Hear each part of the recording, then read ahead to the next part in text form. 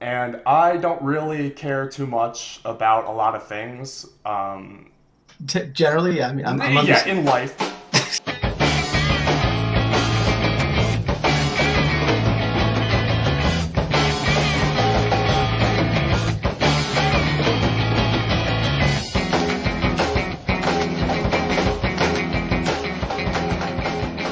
Hello, ladies and gentlemen, variations thereupon. We're back with another episode of this Unnamed podcast. This is a part two of my conversation with Greg Hatch. We talked for so long and on so many subjects that I chopped it up. So you can check out part one over here if you haven't seen or heard that one yet. So I hope you enjoy, and I'll see you on the other side.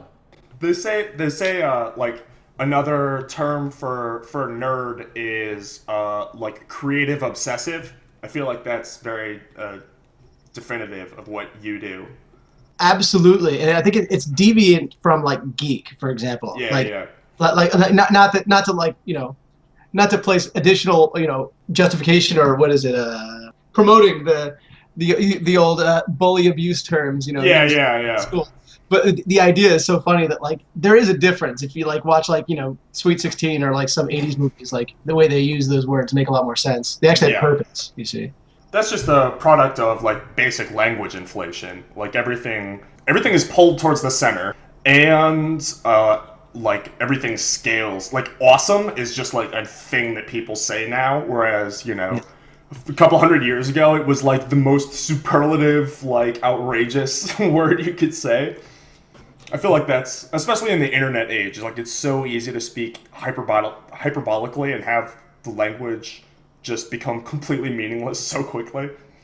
It's I think at the same time it's good justification. At least it's a good place to point, like that's not an academic source that lets people know, like every time you make a grammar mistake and someone like insists on correcting you, I just want to say, like, do you think we have it right? Like we finally perfected language, like we got there. That's where we should stop. We Yeah, hit the like point. like you're saying that's the way you spell it, like that's it. We've done it. We've developed the perfect language, English. Yeah, well, it's such a joke because Did you know what? I always ask them, like, did you know what I meant? Well, then what's that's what language is for, conveying of ideas. I don't know if you've ever heard of it. yeah, yeah, yeah. Not to mention that English has like by far the biggest vocabulary of any language by like magnitudes, and has the most like nonsensical idioms and proverbs of any language. Which well, I guess it's a warning. Like buyer beware. It's like a litigious language, and Chinese was like less influenced. So the additions, Right. while they seem complicated, were based on very understood cultural interpretations of prior problems with the language. Like there's language gaps that everybody understood because they've been speaking language for thousands of years. Yeah, it's And so no, old and they were so isolated by deserts and mountains. Like there was no exactly. like like The they only did it people, themselves. the only people that Chinese as a language like was shared with, the Chinese imposed their stuff onto them, whereas English is very much a taking language. There's interesting studies about how language affects our perception of things, and one of the cool ones, I wish I could remember like where it might just be like an African like tribe language, but in English we see like the past is behind us and the future ahead, like we're going towards the future from the past, and in this other language it's reversed because like you can see everything that's already happened, but the future is unknown, so it's behind you, which is Oh, really sure. interesting. Well, it's a weird view on memory. It's like you use what's happening to you to as tools to be an archaeologist into the past, which is where you're headed. It's like being an archaeologist in your own language. You're Right, trying right. to find. I mean, really, it's like an explorer's mindset, which doesn't seem like it makes a lot of sense given our perspective of time. But if all you care about is like the restoration of the past, the future doesn't really hold much use for you. It's Also kind of true. like you already have a bunch of like things wrong, and then there's more that goes wrong. It's like I just want to stop. I'm drawing a line right here, and I'm just going to figure out what happened before now. Yeah. Anything else is not my problem. There was another interesting thing about Chinese, where their connection to the future and to the past is not as like them in 10 years is a lot more like now than it is for us. Like us in 10 years is just we're not the same person. It's Right. me and then me in 10 years. In Chinese, it's very clear that you're the same person. It's not really that seen as far away. It's more like pointing to a calendar. And it's a weird way to put it, but there was a TED talk on this, and that's why Chinese in general are more financially conservative, because they have more of an understanding and connection to the rewards. Right, their past selves and their future selves are they'll save one. more because who they are tomorrow is the same, and Right. so it's very easy for them to understand the benefits of later in right now. Was the old joke like drinking is borrowing fun from tomorrow? Yeah, exactly. Yeah, exactly. It's a lot like that, but on a much grander cultural level. Some people have more credit than others. Yeah. When there's laughter in like Mexican comics or something, and it's like Ja, ja, ja. I think that everybody, like, I think that 50% of people like that would consider themselves like reasonably educated, like just not in Spanish, would read that and without a second hesitation just assume that like the Mexican language just laughs with the J. Ja, ja, ja, ja, ja. Like that's what like that's what they say with home watching comedy, Oh, like, totally. Well, KeKe is another one. KeKe. That is. Do you know where KeKe comes from? I'm eager to find out. In World of Warcraft, there's two factions, or like different races or whatever. And I never played World of Warcraft, so this is like stuff that I have learned. Yeah, So I got level 9 somewhere. Excuse me if I get some of this wrong, but there's different factions and they can't really communicate with each other. So if somebody types like an orc, I think it's orcish, types LOL, everybody who doesn't know that language, can't speak orcish, sees it as KeKe. That's insane. I love that. And it became widespread through the internet through World of Warcraft. Well, I was thinking KIK would make sense because that's right next to LOL. Right. But it's not. It's KeKe, which is yeah. So that you'll see that everywhere. Like you'll see that, in the weirdest like foreign parts of the internet. And yeah, it's from World of Warcraft. That's just great. It's weird, right? It sounded like something like the Dragon Warrior, like mandrakes would say their sound. Yeah. You remember Dragon Warrior?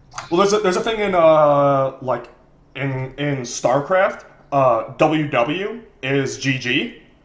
Oh yeah. I know that. Right, one. and a lot of people think that like it's pretty widespread that it means like well won, like as you're conceding, but it's not true at all. It's just on a Korean keyboard. That's where like the letter for like good game is on a Korean keyboard. So when Koreans play on an English server or with an English keyboard or however it works, I don't know, and they like impulsively go to type GG.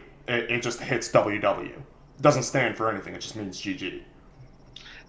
That's interesting. Yeah. So these are all like weird, like, and you want to talk about how English like should be hard and fast rules, where when stuff like this is like infiltrating the culture, you can't really. It's hard to argue against it. But for me, I try to play a lot more by feel now, which has a lot of downsides but enormous upsides. Like I talked about it like dribbling. Like you don't dribble, you don't practice your dribble drills. You don't practice free throws during the game.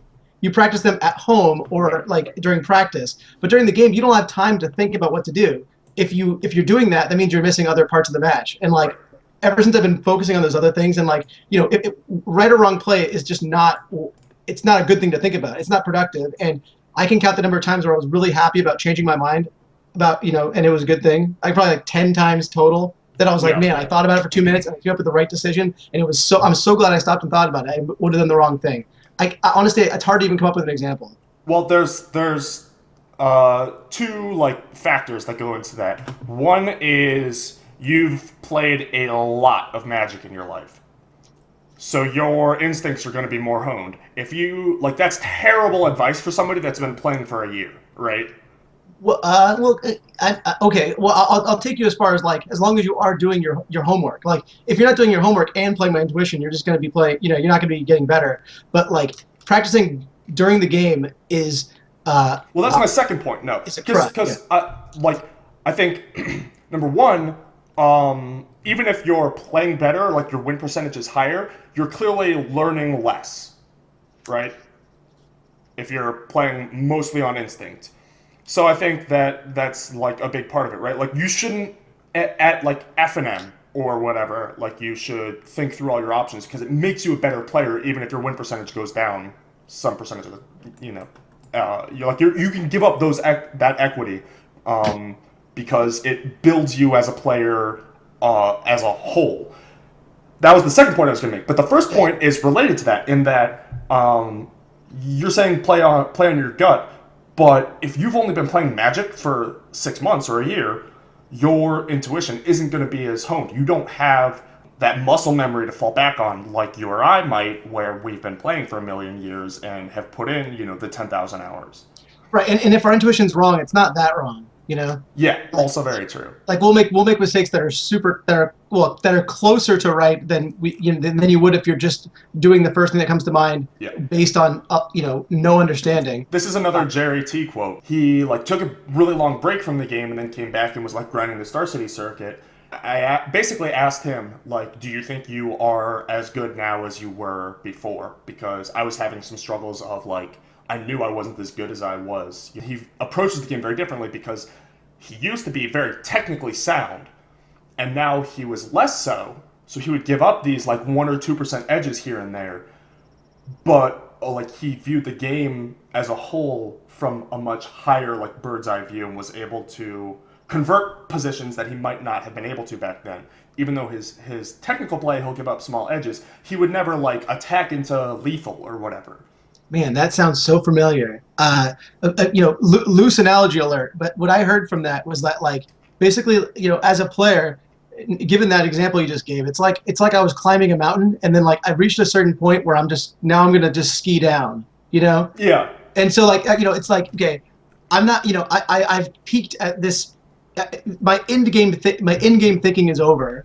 I can do all the thinking I want outside of it, but like the end game thinking, I'm just going to take this advantage. There's probably more to the top of the hill, but the diminishing returns are there, and like it's much more fun to ski. Yeah. Well, it's just like he would say, I'll like make I'll make a bad attack, but like I'll make a bad attack a game or whatever, but that bad attack will be like I miss an attack and I miss 2 damage in a game that goes 30 turns. Whereas, before or somebody else or whatever would make a bad attack in a game where they're down like 4 life to 2 in a game that lasts 10 turns. It's like reverse tunnel vision, where like instead of making sure that you activate your planeswalker so you forget to attack, it's that you didn't activate your planeswalker because you don't think about irrelevant things. Yeah, exactly. And streaming Hearthstone has actually given me a lot of perspective on this, which is a weird, like, unforeseeable side effect. You'll miss lethal like a good percentage of the time, like just by the nature of the game and whatever. Oh, you figure it out halfway through swiping. Yeah, exactly. So like you'll do something like that, and the whole chat is just like miss lethal. It doesn't really happen in my chat as much as other people's. These people have like 20,000 people watching them, and they'll just spam like miss lethal, like you're an idiot and a terrible player and should go kill yourself, whatever. But none of those players would have gotten to the point where they could miss lethal, and the miss lethal will be giving up 1% of equity, if that. Like it's a 1 game. The game is over. Very rarely does somebody miss lethal in those spots and then lose the game. Because if the game is close, then they're going to look for lethal.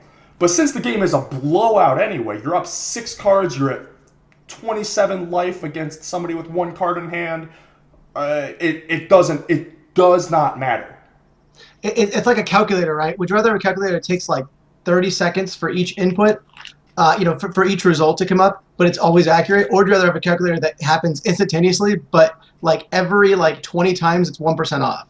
Yeah, it's just not worth it. Maybe that's actually not that relevant. If you're not like doing bridge maintenance or something, maybe it's okay to take that. If it gives you a lot of freedom to go travel or something. Right. The analogy gets loose, but no, but it is a thing. Like people.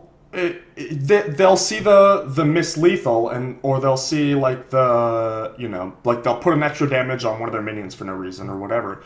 But what they don't see is that like they mulligans that 4-drop last game again, on the play against Rogue, but they didn't this game on the draw against Druid. Like those are where games are won or lost, not on. Man, this is such an exciting topic. There was a time where I saw when I was I was younger, and I saw a Kibler Celestial Purge, something that was not the Bloodghast, right? Yeah. And he's like blue-white control. Like, it's pretty clear that he should target the Bloodghast here, but maybe he knows something I don't, right?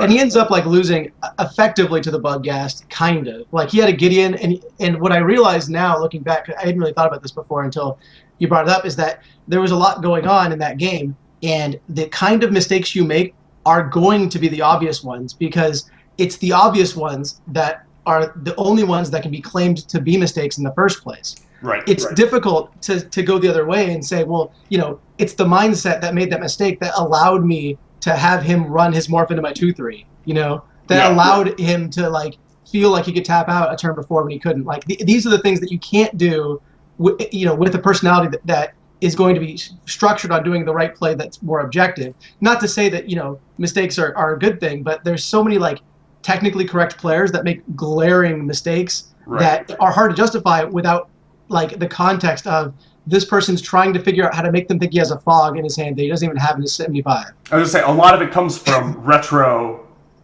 post hoc analysis of oh, well, you took 2 extra damage there and died to Exaxes 3 turns later. And it's yeah, but if I didn't take that 2 extra damage, I would have been down a card, 4 turns later.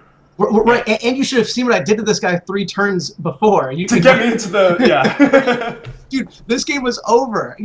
I'm already grasping at straws. I can't feign weakness by deciding whether or not to block. Yeah. Yeah.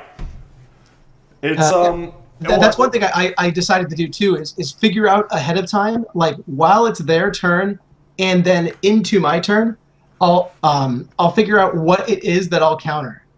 That's the extent. That's the kind of thinking I do. Is I try to figure out where my box is, and as long as I find my box, then I can figure out I would think about it like the key on the basketball court. I just want to know where the key is, and then I'll just run on feeling. But at least I want to know where the 3-point. You need to have a frame of reference to base any. Yeah, of those so I will counter this. I won't counter this, and so when they cast it, I don't have to do the thinking that I would need to not do to represent something that I want to represent. Right. It's the same principle as when you're deciding whether or not to keep your hand, know what your first 2 turns look like.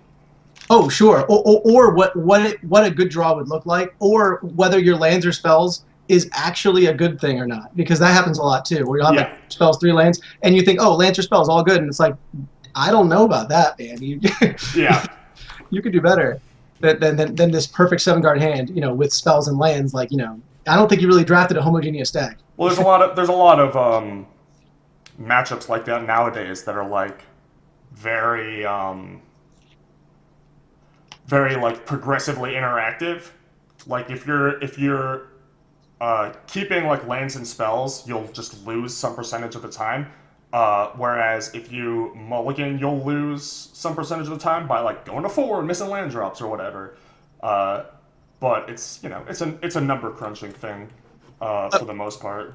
A good example of this is keeping a double Spreading Seas hand against Splinter Twin when you're playing Merfolk. I learned is either it depends on whether the player draw, obviously, but if you're on the draw and you keep a double Spreading Seas hand, you have to really realize that what you've done is keep a mull to 5 or 6. You're going to be in a weird place. Sure, it might not matter, but but in the game that it does matter, you've lost. Right. You don't that there's a certain aspect of it where you have to know how live your fringe playables are, and if they're not really cards that you want to have in your opener, that considering it as half a card is even worse than just saying, imagine if I didn't have this card in my hand, what would my hand look like? Because most of the game types are going to be so compressed that it's hard to convert those percentages of equity anyway. It doesn't count as equity if you cannot convert it in any way, right?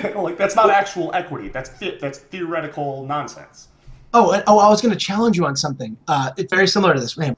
Oh, I know what it was. You were about it being bad advice, which I think on the face of it is true. You got to get a certain level of hard work to get to a place where your intuition can take over. Your autopilot when they call people naturals like Mozart and all that stuff, like what they mean to say is they didn't have to do a lot of work before they reached autopilot mode, and then that let them have a platform for creativity. But like, they just didn't have to do as much hard work to find that place of Right. comfort where it's like, well, if I just do whatever my mind first thinks of, it's going to be better than anybody else can do.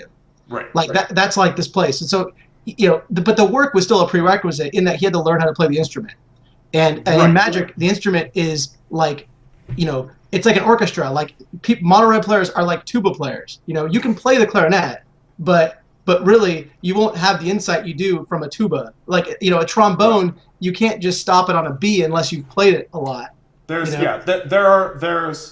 it's the same game. There's some amount of the skill set that overlaps, but like being a fully developed, well-rounded player is something completely different than being a great specialist. Which is why you see Paul Rizzo playing mono white in formats where it's obviously and clearly not the best deck, and even he'll say so. It's because while the metronome and that the quarter notes, we know what quarter notes look like, what like a sharp and a flat is. Like you just don't know what to do when your fingers slip. Right. Like you just lose. Like in some instruments you can't make a mistake like that on, and control decks are like that. If you miss a particular interaction or a counterspell or like you don't realize what the threat level is of a certain thing, all of a sudden you've lost a game outright. Where like when you're an aggressor, you can make mistakes that you can make up for with posturing in ways that you can't do when you have all the answers and none of the threats.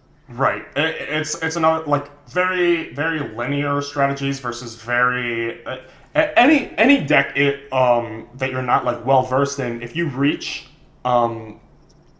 complex dynamic situations, it becomes like pretty difficult to convert them if you're unaware, right? But if you know how to either avoid those situations or how to like fake your way through those situations, it becomes a lot easier to fake your way through it, basically, and not give up much. Absolutely, and I would tell me if this resonates. Like Okay. I would say what you just said. The last thing is like to make a decision with uncertainty, but not lose composure. Like not have this like sense of like I don't know if what I did was right or wrong. I don't even have the faintest clue, frankly. But then like just not actually having that interact with the game. Like that's like a feeling that just happened and then goes away. Right. Because it doesn't do any good to wallow on it, at least in the middle of the game, because not knowing whether or not it's a good decision or not is just not a helpful barometer to make the right decision.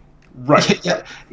What happens in those situations, what used to happen for me, is I used to pretend like, if people asked me after the match, I would say I was thinking, because I had my reputation to consider when I was thinking, right? But what really happens is I look at my cards for about a minute, and I'm just waiting for my autopilot to wake up.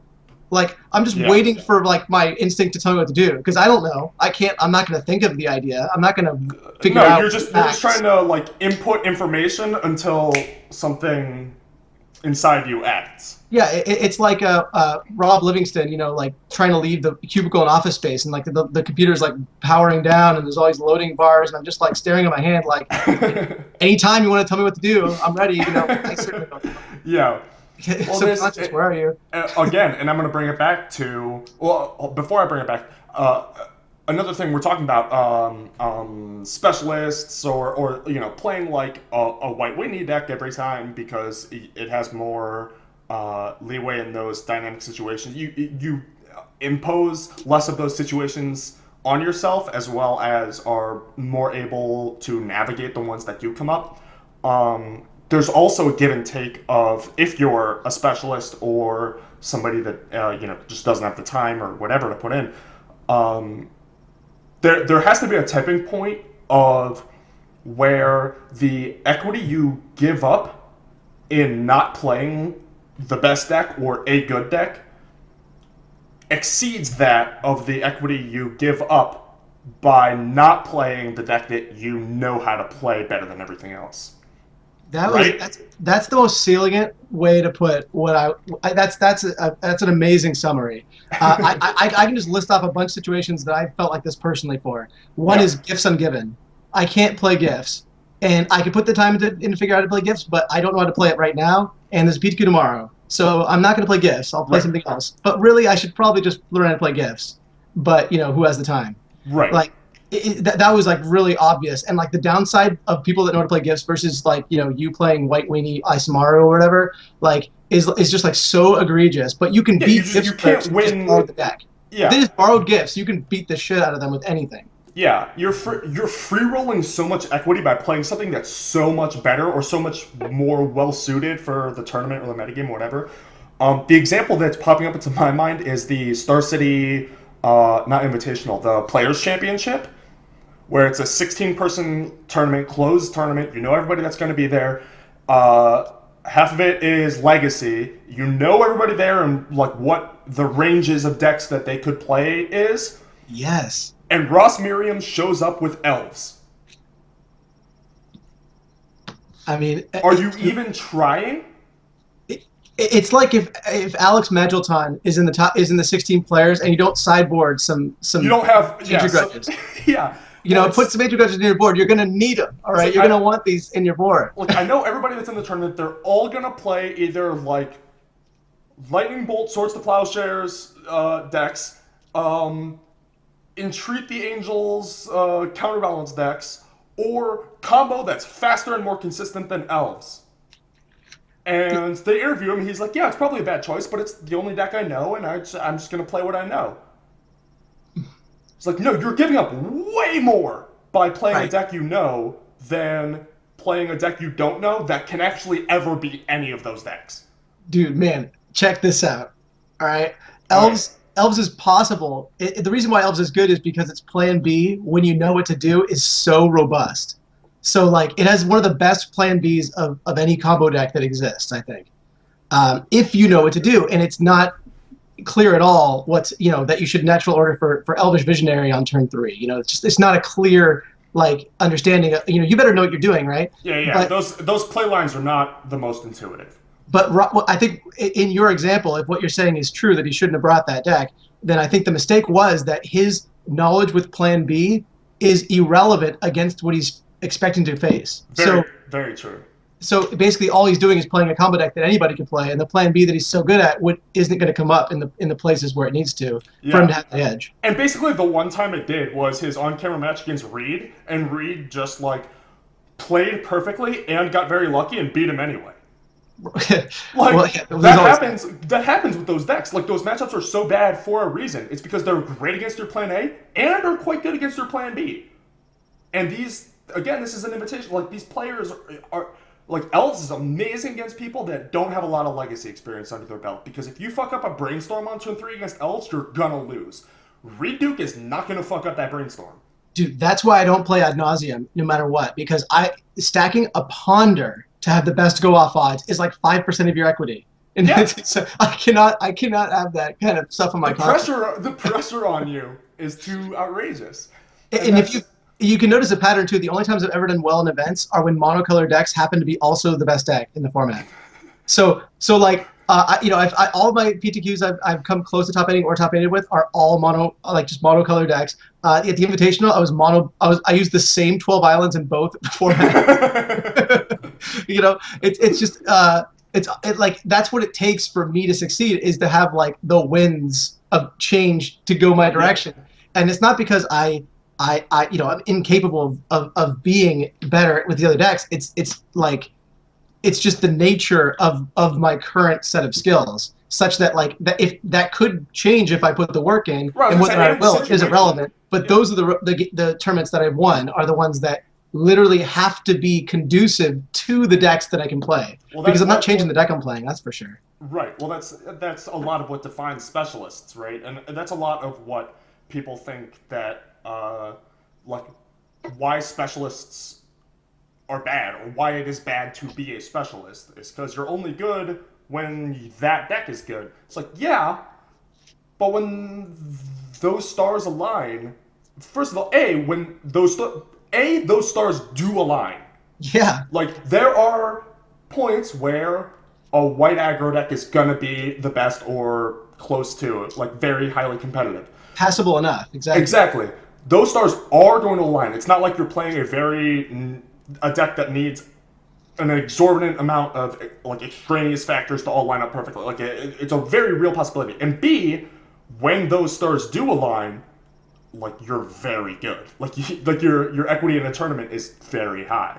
It extends to limited formats too. I mean, Yeah. LSV says this about Zendikar. Like he couldn't play Zendikar well because it was too fast. Like Yeah. it was not a format that allowed you to explore the outer limits of the draft format in terms of number of colors and playability of fringe cards that are expected to table. Where like Innistrad, for example, was ripe for the picking for these strategies that like all the cards for the deck that would be the fringe deck always table and no one wanted them. So it happened to be that, like, you know, the stars aligned that the deck that you want to play the weird deck that no one knows about, that also is very powerful, and that you can get every time. And you can get it every time because none of the cards that we're talking about are good ones. Right. And there's, like, bad versions of that, like with Mill. But, like, and there's also other formats where you can go monocolor. And so those monocolor formats are really good because that means that if you're good at your curve and not so good at figuring out how risky it is to play double white spells, then you're going to have a much better chance just out the gates. Yeah, and you can see that if you look at the like, I don't know everybody's results, so I'm gonna have to go on my own. Not that I'm like going out of my way to talk about myself, but like I was very good at Zendikar, and that's because I'm very good at combat math, races, curves, and like knowing when I have to bluff and how to do it. Like I'm very good at that stuff. Stuff I'm not as good at is like synergies and stuff like that. So I was terrible at Lorwyn. It took me a really long time to get good at Lorwyn. That was my favorite set. And eventually I was good enough, right? Like I cast a few GPs or whatever. But when Lorwyn came out, I was very bad. And it took me a long, long time and a lot of hard work to get to that point. When Zendikar came out, I instantly, like, my motor rating jumped to, you know, high 1900s and stayed there the entire time that format was there.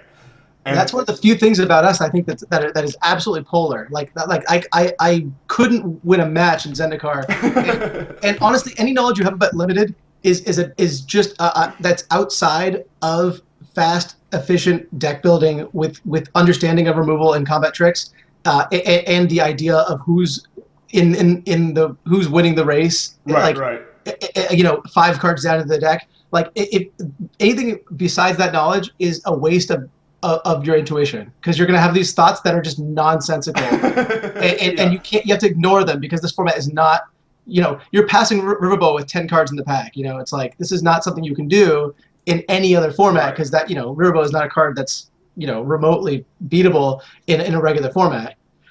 In Zendikar, it's like no one gives a shit. Yeah. Again, Time Spiral was like that too. I don't know. Time Spiral reminded me a lot of Lorwyn, where it's like super synergistic. Time Spiral was crazy already because it's good enough. There was just so much going on with the, like, especially when the full block was out, the color pie. Because if you're drafting like triple planar chaos, right, you just shift the color pie enough that you know. But when you have sets with a normal color pie and with a shifted color pie and with a planar chaos colored pie, like it becomes very hard to sort of what's the word? Like combine all of that knowledge into one schema, like one understanding. And that's why that's another format that took me a really, really long time to get. Core set, on the other hand, my win rate in core set limited is outrageous, like offensively high. Why? It's simple, right? A better player should win less than they win otherwise, the more simple the cards, because other people can compete more easily. But for some reason, my skill set is very conducive to beating those simple game states because of my ability to know, you know, how numbers line up and everything. But that doesn't matter. That doesn't matter for Time Spiral. That doesn't matter for Lorwyn. Yeah, you have a head start when it comes to like understanding a set that's not complex. Yeah. In that, like you know, instead of people, you have to go typically from like 0 to 60 in a complicated set, and like 0 to 20 in a core set, let's say. And if you start at 15, you just get to get the first few events, you know, for free. Exactly. And conversely, the core set that I've done well in, because it's been really variable. Either I can't win a game ever, or I'm really good at the core set, and it has to do with how good the uncommons are. If the uncommons are really good, that means you can splash them. which means it's my wheelhouse. Like, every card's purple if you take 3 Terramorphic Expanse early. Right. So, Before you know, is slow and powerful, you can figure it out. there's no color pie, Sunlance is not a white card; it's a card. We'll figure it out. Well, and while we're talking about this, Rise of the Eldrazi was really interesting. Good God, man, that one had archetypes within archetypes. Because, well, when it first came out, it looks like a pretty normal set with like some rampy stuff. When Rise of the Eldrazi first came out, I killed it for like the first month. But then once the depth of the format started being figured out and everybody realized that there was a lot more you could be doing with these Eldrazi spawns, and a lot more ways that you could stabilize positions or play more colors like Growth Spasm, and all, like once people realized that there was more you could do and started figuring out how to do that, my win rate plummeted, and I was like, I used to be so good at this format, and it's just because I didn't keep up, like I didn't follow through with all that because like I was winning so much playing normal Magic. I didn't realize that we weren't playing normal Magic anymore. I thought it was a friendly game of, Core Set Limited, but they had all evolved to Lorwyn, and I was just getting crushed. And that's like a perfect illustration. The reverse timeline of what we're talking about. Well, it's like F-Zero, right? Like some cars have really high acceleration, but like a low top speed. Yeah. And some people have really good like poor handling. Right. But like, all I great. feel like those exist in different, completely different contexts. But like these point things exist somewhere, in like the Platonic form sense of the word, where it's like, I'm good at this particular, like, when formats are this way. Yeah. And I think now that I'm having the conversation, the way I'd put it is like, whenever there's a deck that you can basically force, like you don't force it, mindlessly, but you force it as actively as you can, then those are the sets where it's basically impossible for me to have I feel like very, very well positioned. Right. I can go through like the ones through history. Like there's one in SSE where I drafted mono white enough times that I had over 100 of white commons, but I had 8 of a black common. This the Woeleecher. Yes, it's the Woeleechers, and that deck was not even close to beatable. And it was because of a few things that aren't true in any other format that you have to actually consider before realizing the impact on the format. One is that there's no flyers, and I mean no flyers, because blue wasn't a color. The only flyer was a 1/3 tapper. It's like you're just playing. Yeah. It's a different way of being. Your main deck, Wisp, was relevant and dealt with the only card that gave you trouble, which was the indestructible aura and the unblockable lifelink aura. So it dealt with both of those just like nicely, which is good. You get to play 14 planes and 3 or 4 of another color so that you can play witches without any downside whatsoever. So you get all the witches that are white, and it's no problem. And then the third set, by the time you get there, if you're not white, you can't draft any of the cards that are literally unbeatable. So there's Recumbent Bliss, which the only downside is if you can't two-table very well with it. It's a May ability, which just drove me crazy. Then there's the Tapper that you play white spells and you can untap it. Yeah, that's fair. Yeah. There's Unmake, which is just not, people do not play mono black, and they also cannot play mono white. And you get like or cards black like white, really. Yeah, Burrington Medic came late, and the best deck in the format was mono red, and it had enough to support 2 to 3 people at the table, and like they would have the most aggressive draw, and like I'm main decking the 1/3 for 2, and they just don't have a chance. I got to the point where I knew when a deck needed a main deck strip mare, like I knew it offhand. Like I'm like, oh well, this deck. The only way, this deck has all the pieces of the puzzle except that I can't deal with enchantments. Right, I'm gonna lose to the little Godhead guy. And since my deck, I forgot to mention that the typical winning strategy for this deck is to deck them. If you don't have Sen's Enlistment, your primary strategy is to deck your opponent with Mistveil Plains. I was gonna say the Mistveil Plains was a free roll. Again, hard to two-table. But when I was out of college trying to like find work, like I paid rent playing that deck literally 12 hours a day. And it was like, I think I made like I don't know, maybe it wasn't nothing to sneeze at, but like it was like, like $1,000 a month of like, what I could have made more if I worked an actual job. Yeah. But the idea was that I could procrastinate, be a total like degenerate, and also not be on this, not be like able to support myself, which was like a cool feature of it. But it's all because like I found this one deck that you could just draft over and over and no one knew what was going on. So this will tell you a little bit about me when I was younger. I was 16 or 17. I would fill out these U.S. history homework assignments. And the class was so hard that one person got an A on a test one time. And I think 3 people got A's in the class, period. And it was not curved. It's just like the way that the points worked. So if you didn't do all the homework, which was 4 pages front and back, that's not an exaggeration. I mean, literally 4 pages front and back, because you have to write 5 or 6 lines on like each of like 70 terms or something, right? Yeah. And they're in bold, but you know how it goes, right? You get like most of them, but then there's some that just aren't in the book. You know, you've looked a million times, and like some are like in the chapter before, and some are like not there, but you're supposed to know. And then some are like, you know, and there's test questions like, you know, what kind of wood did George Washington use for his axe? And you're supposed to know that his father owned an oak factory or something, you know? And it's like, you know, just wild shit, you know? Anyway. So like SAT level, like, deduction questions. It was an AP history class, but I think that she was going a little bit too deep on the inference, and she could have done. It's still a history class, not like logic and reasoning class.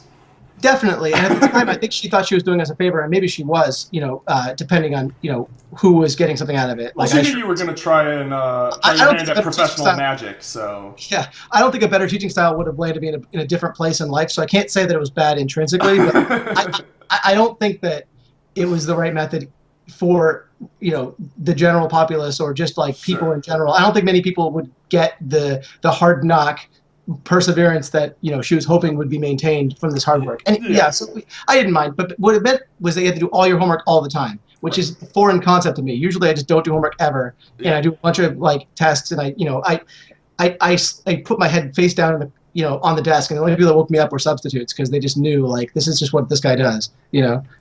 Like the teachers were like, well, you know, no sleeping in class. Oh no, Greg, I wasn't talking to you. Yeah, I'm intimately familiar with this lifestyle.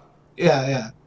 So anyway, back to the actual story. So I figure out that like I'm like I can't figure out enough of these problems, and I'm just doing the math.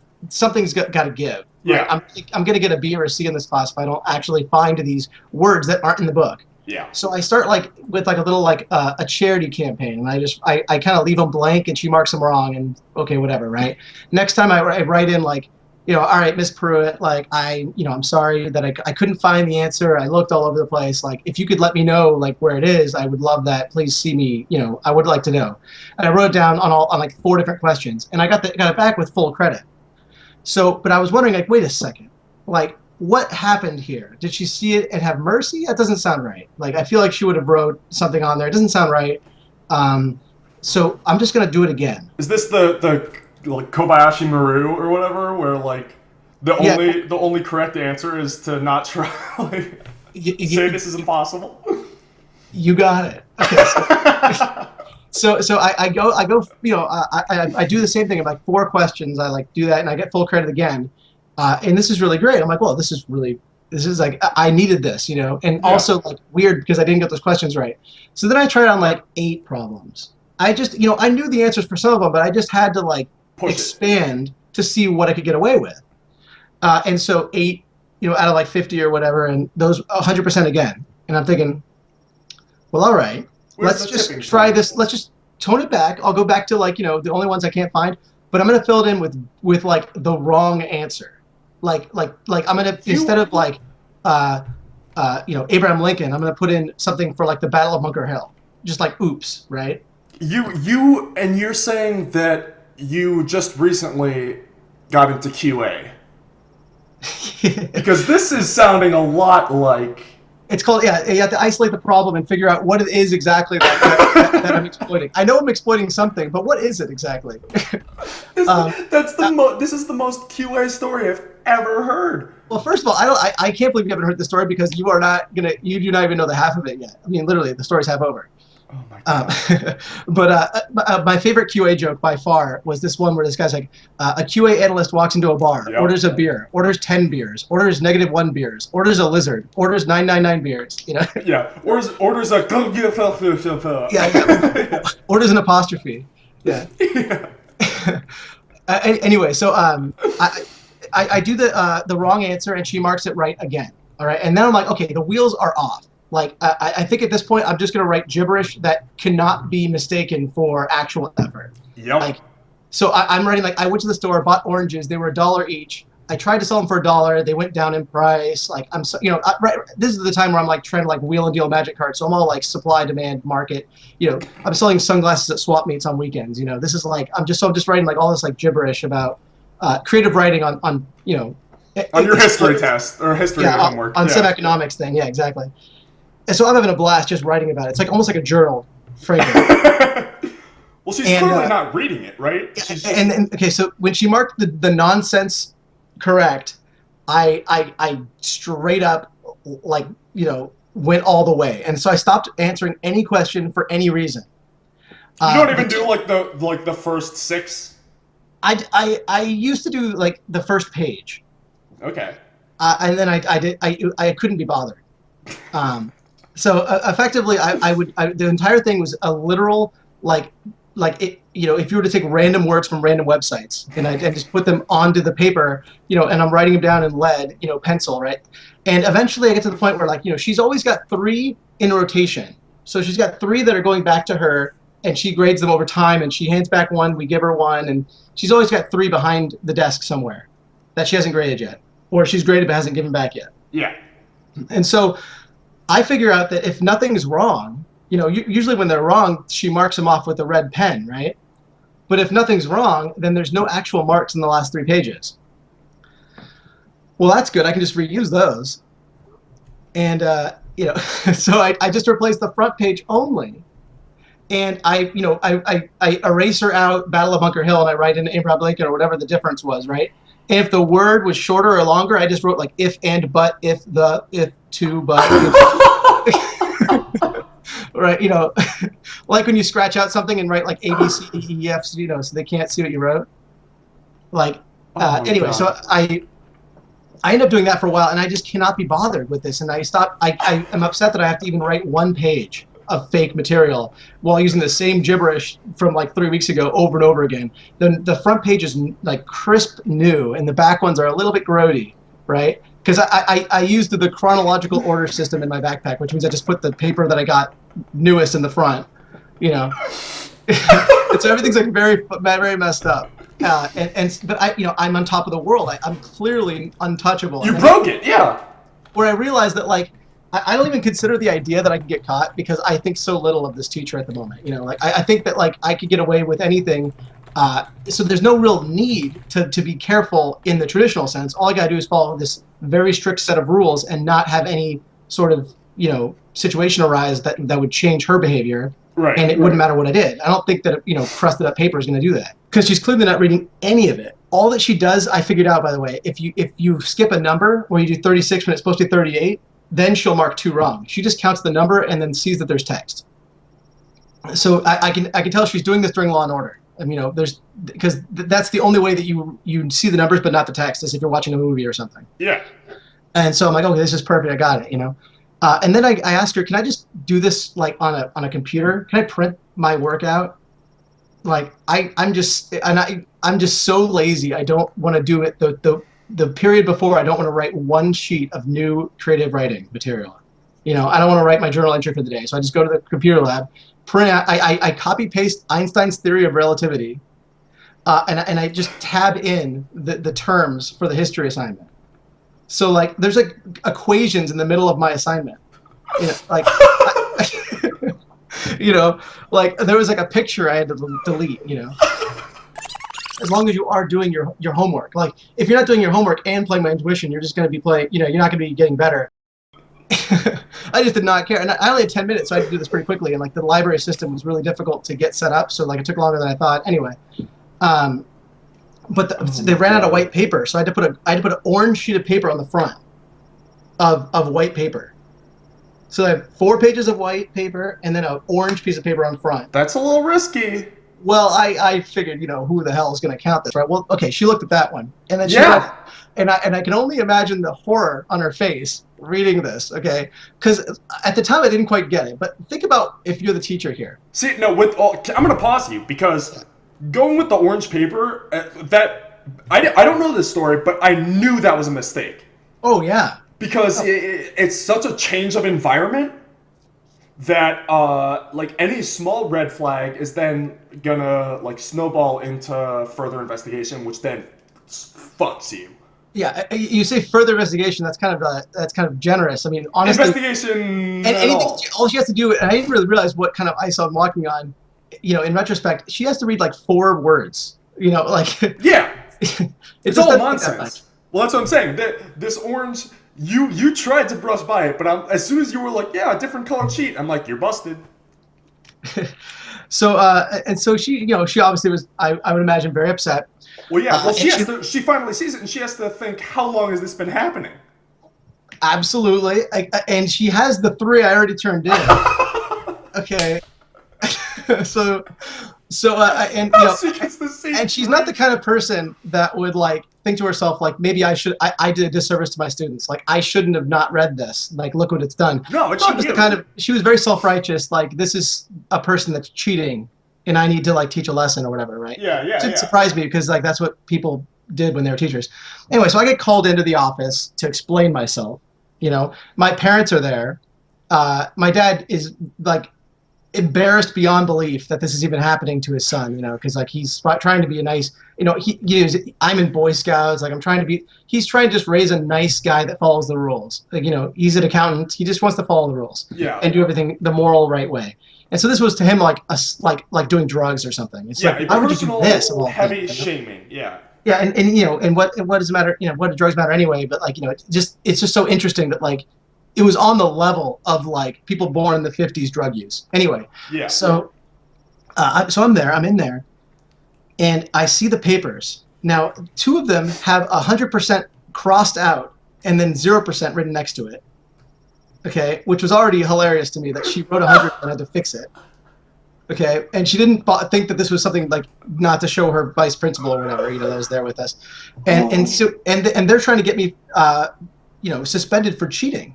You know, because I cheated on my assignments, and of course, you didn't cheat. You just put incorrect answers. You're exactly right. So I said, slow down a second. Hold on. This is homework, and I got to tell you, these answers. I really botched this one up. These answers are nowhere near right. Not even close.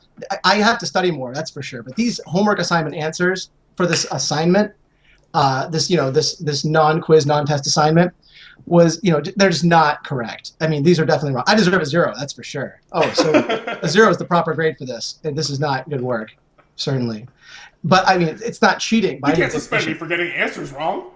But I did get suspended. Now, I'm right.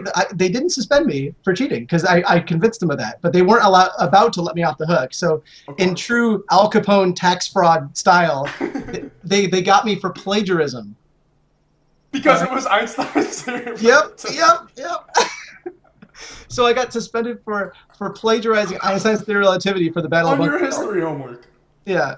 Oh, dear. Oh, yeah. So that was what I did.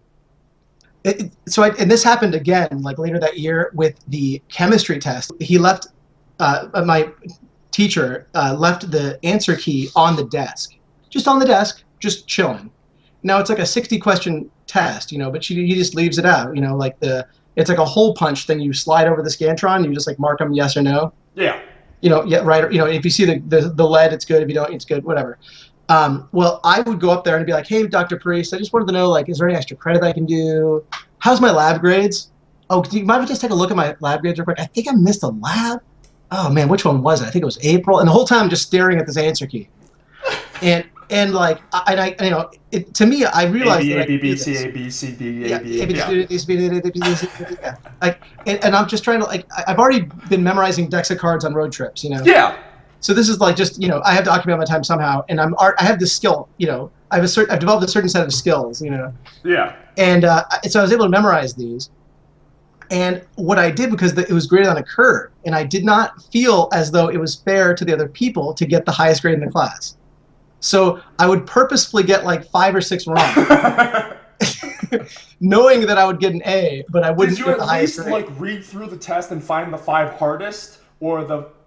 Absolutely. Okay, good. Well, also it had to align with the ones that I was only 80% sure I knew. So like it was a combination of the two. Like I think I know this section, but this is the hardest one I couldn't memorize. So these are the ones I'll get wrong. Right. know? Well, I just had to check because after that orange paper thing, I thought like maybe you would just get the last 5 wrong and blow it. No, no, I learned my lesson. Yeah. So to speak, I suppose. Yeah. Uh, imagine if people did that with judges more often. Like not really a hometown hero, but like connived or like contrived hometown hero, where like you just know the range that like a person is Yeah. like. This person calls slow play a lot, so like I can use that to my advantage. Well, I got hometown. Could you imagine that? That's God, man. I That got sounds so. hometown heroed in a GP in New Zealand. I flew to New Zealand, and this was during the time where insufficient randomization was a game loss.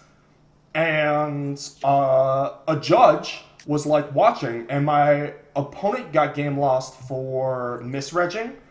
And the judge came over and was like, "I'm really sorry, but I have to game loss you. You know, you registered wrong, whatever." And I thought he was just like a really empathetic judge that was trying to like be, show sympathy. But he was like friends with the kid, and he was like, the best player in Australia or whatever at this New Zealand GP. And the judge, like after giving the game loss, just stands there and watches, and then game losses me for insufficient randomization when it clearly wasn't, just because it was like his friend and he was trying to. So that's like a real thing that happens. Just That's like when they charge people for like resisting arrest, when there's no arrest or whatever. Yeah. It's like, and it's like, well, and they get to, because of, there's no, if it ever gets to trial, the judge is like, so what was he arrested for originally? Resisting arrest. What do you, well, wait a second. Yeah. That's gonna be it. Thank you so much for talking to me. We should like do this regularly. We always go so deep. Well, I love when things happen to me. So when you just suggest a podcast, I'm in. All right. I guess it's on me then. You're Well, just throwing the onus of it. Hey, I would play it if I could. I'm not capable. I think that's clear. As we know from your most sporadic Twitch exploits. Yeah, and my airplane flight receipts. For the audience, I regularly get Facebook messages from Greg, like, on a Thursday that's like, do you think I should go to this tournament? That's, like, the next day. Like, I think I'm looking up flights, like, I'm gonna do it, and then I get a message. Why are they so expensive? Yeah, I get a message Friday morning, like, I looked for 2 hours, but, they're $600 instead of $400. Can't do it. Yeah, it's, oh, man, if it was just, there's a value equation that happens. The factors of which nobody outside of your brain will ever understand. Or inside of it, really. I try not to make decisions. Yeah, I mean, I don't like to micromanage myself. I let my brain make decisions, and I just look on. Oh, good.